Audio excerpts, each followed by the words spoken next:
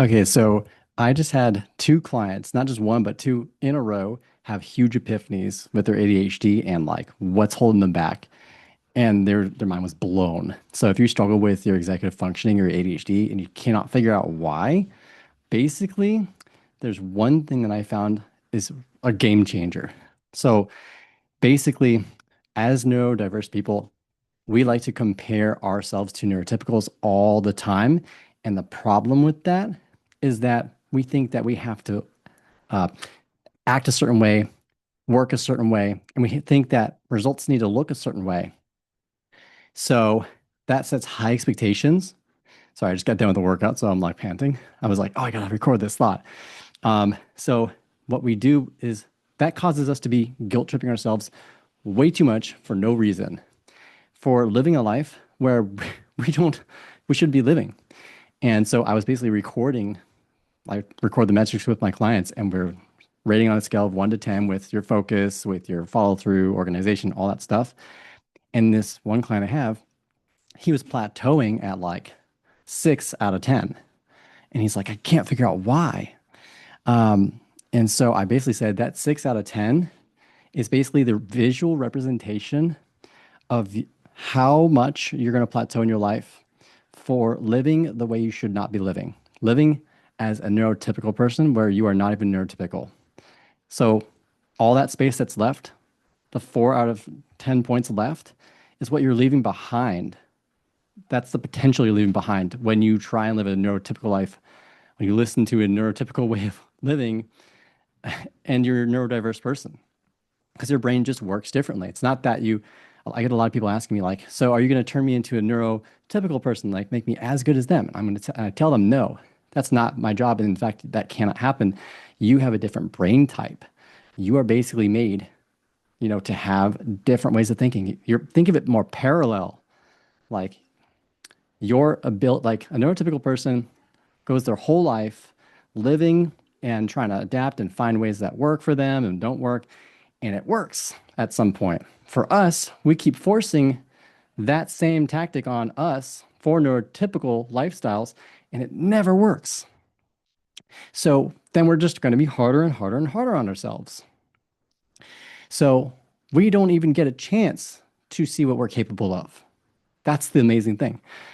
So, my advice to you as an executive functioning specialist, ADHD coach, is don't compare yourself anymore to a neurotypical. It's just not meant to work. One thing I tell my clients is if you feel like you're forcing it, you're already going the wrong direction. It's not going to get easier. It's not going to get better. You're not going to just click out of nowhere. It's going to get harder and harder and harder because your brain works differently. Okay. You have a entirely different flow with your dopamine than anyone else. So we have to work with our dopamine. So what I tell my clients is I say, find, it was so interesting. Like both of those clients were saying like, I want to do this, but I stop myself and because it's a distraction or because it's not the right way to work. And then I get stuck procrastinating still. And I tell them, listen to your brain. Your brain is telling you how to be productive. You're highly intuitive, but you're not giving yourself a chance to be that way. Like, for example, one of my clients I just got off the phone with, he was like mind blown. Like, left me a Google review immediately after the call. Um, because he was just like, wow. He said, wow, wow, wow, like 1,000 times. Um, he was basically, for example, I'll give a couple examples here. One is he's like, I want to be productive. I want to start following through on all of these big game changing things I want to do. I, I cannot figure out why I can't start it.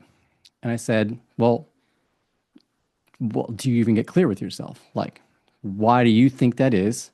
What's the thing stopping you? And he says, well, I don't like Google Sheets and I need to use Google Sheets for this. And I said, well, first off, why? And he was telling me basically just how Google Sheets works for him. It just doesn't work. It just doesn't feel seamless to him. Whereas there's other platforms, other ways to help him, other software that does.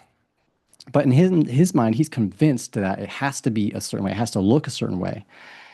So I said, why though? Like your brain is telling you you don't want to be in a commitment with something that's not going to work. Like, would you be in a commitment with someone? Like, would you want to get married to someone just because uh, that's what you think you're supposed to do? Get married to that very specific person because that's what your parents want for you. But your brain is telling you this is not the person for me. Like, no, you should not do that. um, so it's the same thing. It's a commitment with what you're going to do. Like you're going to build your whole foundation of your this new business idea you have on a Google Sheets, which is something you're going to dread doing. Well, your brain is telling you this is not going to work. I'm trying to tell you that, but you keep forcing me to act a certain way that's not going to work for me.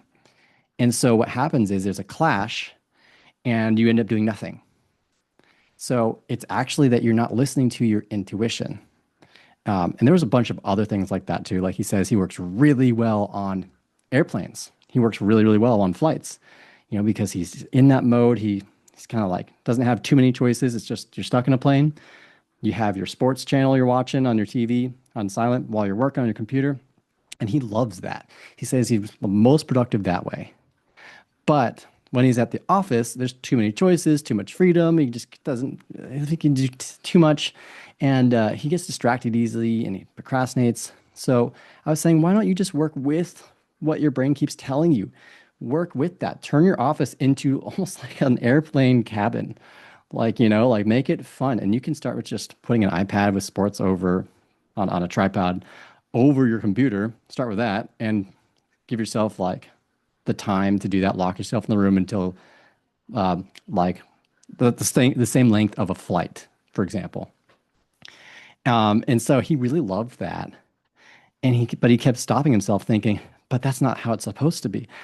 So I want to ask you to ask yourself, what are you stopping yourself from doing that could work really well for you, that your intuition and your brain are telling you, and your dopamine's trying to pull you towards that you keep saying, I can't do that because it doesn't look a certain way. So the final note here is don't just like give yourself all this freedom and do whatever. Jump into it with intentionality first. It could look like planning first, but I think most of it is just coming down to creating a sense of clarity and saying, what are the obstacles that are going to come up? How can I prevent them from happening? What are my strengths and weaknesses before jumping into this? And what can I do to support that? You know? And once you do that, like it's a game changer. So you don't have to keep forcing yourself to live and act a certain way that doesn't work for you. Like and subscribe. And if you want ADHD coaching, hit the link in the description below. Thanks for listening.